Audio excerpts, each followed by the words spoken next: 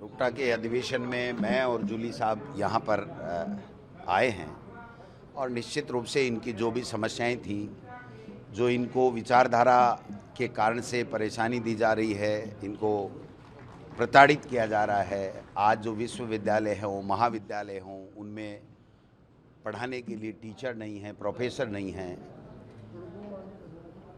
भवन नहीं हैं। इनकी जो समस्याएं हैं उनकी तरफ किसी का ध्यान नहीं जा रहा है। संविदा के ऊपर जो लगाए जाते हैं पढ़ाने के लिए, उनका भी वेतन ठीक नहीं रहता है। नई शिक्षा नीति में सब कुछ बंटाढार कर दिया, निजीकरण को बढ़ावा दे रहे हैं।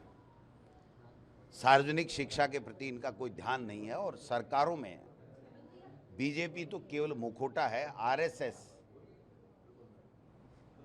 कुशासन कर रहा है, शासन नहीं कुशासन कर रहा है। और मैं समझता हूं कि संवैधानिक संस्थाओं को खत्म करके केवल आरएसएस का अड्डा ये लोग विश्वविद्यालय और महाविद्यालय और स्कूलों को बना रहे हैं। ये देश के लिए, आने वाली पीढ़ी के लिए बहुत खतरनाक है। ये अपनी राजनीतिक रोटियां सेकने के लिए आने वाला भारत का जो भविष्य है उसमें गलत बीजारोपण कर रहे हैं।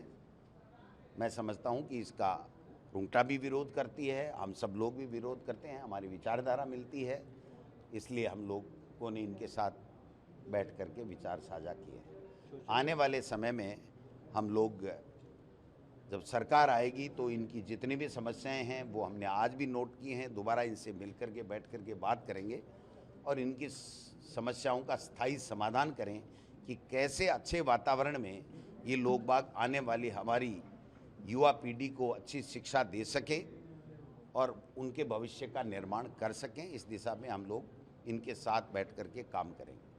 सर, कुछ सबूत मांगे थे किरोड़ीलाल जी ने कि आप मिले या नहीं मिले सोशल मीडिया, तो अब आप खोज लीजिए। नहीं, कुछ फोटो वायरल हो रही। नहीं तो मिले ही थे गए। गोविंद डोटासरा झूठ नहीं बोलता, कभी कोई फालतू के आरोप नहीं लगाता, कभी व्यक्तिगत किसी पे आरोप नहीं लगाता। हाँ, मैं मेरी बात स्पष्ट और दृढ़ता से कहता हूँ, इसलिए ये लोग बाग मेरे पीछे पड़े रहते हैं बेवजह से। ठीक है, वो उनकी आइडियोलॉजी है, ये मेरी आइडियोलॉजी है, मेरे विचार है। मैं फिर भी इस राजस्थान में भ्रष्टाचार चरम सीमा पे बढ़ चुका है और सारे के सारे लोग इस लूट में शामिल हो रहे हैं। लूट में शामिल होने वाले पे कार्रवाई नहीं करना भी लूट में शामिल होने के लिए संरक्षण देने के सम्मान है।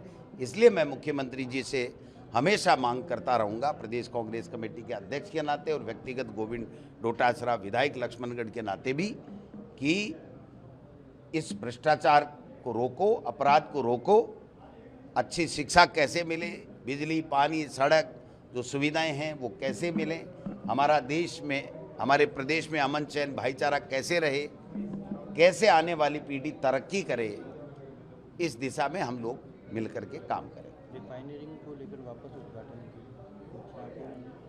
अब भाई मैं तो शुभ ही कहूँगा कि हमारे प्रदेश के लिए अच्छी बात है कि शांति से, सद्भाव से और बिना किसी बाधा के 4 जुलाई को रिफाइनरी का उद्घाटन हो जाए।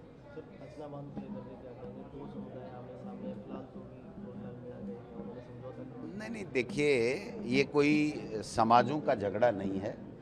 वहाँ के लोकल जितने भी 36 बिरादरी के लोग हैं, उनकी सबकी समस्याएं हैं और इस समस्या का समाधान सरकार को निश्चित रूप से तत्काल करना चाहिए, जिससे आपस में इन समाजों में वैमनस्यता ना बढ़े। सर, काला दिवस मना रही है बीजेपी आज इमरजेंसी को लेकर। इनके पास काम तो कुछ है नहीं, ले दे के ये इमरजेंसी याद रहती है, नेहरू जी याद रहते हैं, इंदिरा जी याद रहती है ना। कभी राहुल गांधी जी जो बात कहते हैं उसको लेकर के जो है वो बातें करने लग जाते हैं। देश के लोगों ने विश्वास व्यक्त करके और 2014 में प्रधानमंत्री नरेंद्र मोदी जी को बनाया था, और जो नरेंद्र मोदी जी ने 2014 के अंदर देश के लोगों से वादे किए थे, उन वादों का जवाब देना, उन पे कितना काम हुआ, क्यों नहीं हुआ और कब तक हो जाएगा, इस दिशा में उनको बात करनी चाहिए। वो तो कोई बात करते नहीं है। वो तो प्रधानमंत्री कम और पर्यटन मंत्री या पर्यटक ज़्यादा हैं, और पीछे से जो संविधान की धज्जियां उड़ाई जा रही हैं, जो एजेंसियों का दुरुपयोग किया जा रहा है, जो डबल इंजनों की सरकारें पूरे देश का भट्ठा बैठा रही हैं, लोग परेशान हैं। और अब मैं समझता हूं कि समय आ गया है कि इनको चलता करना चाहिए, इनको विदा करना चाहिए, नहीं तो इस देश से लोकतंत्र, वोट का अधिकार और समानता का अधिकार, बोलने की आज़ादी, सब कुछ छिन जाएगा।